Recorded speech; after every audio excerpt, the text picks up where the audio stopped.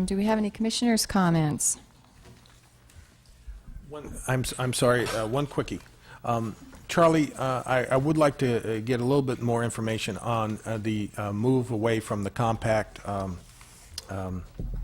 parking spaces, but I can take that offline. But I don't have much more to tell you. okay, I I'm mean- interested in that, because does that reflect on the parking requirements, et cetera, et cetera, et cetera? Well, it would.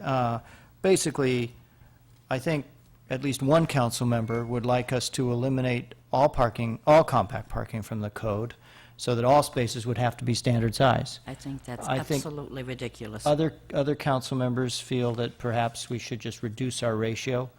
Currently, we permit 60%, Yeah, I think that's too high. which that's higher than any other city that I know of. Yeah. So other cities are like 25, 33%, something like that. So we'll probably look at that, and we might look at, we will look at how this will affect developers' ability to meet their parking requirements.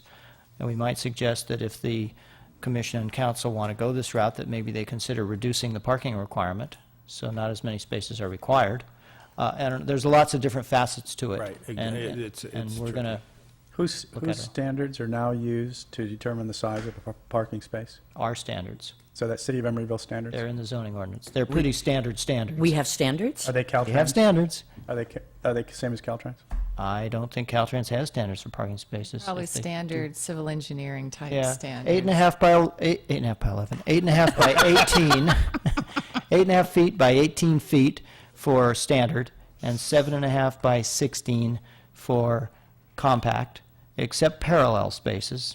On the, you don't have parallel spaces too often, but when you do, those are 8 feet wide and 22 feet long. Does this council member own a Hummer?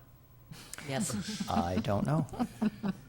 No. A lot of people that park, that come in, that park outside and No, he park owns next to your seven. car, you know. Well, I think a lot of people have observed that it's hard to keep big cars from parking in compact spaces, and then you end up banging your doors and hitting the parking garage columns and things like that. I don't know what to do about that. Well, I have one comment, and this is to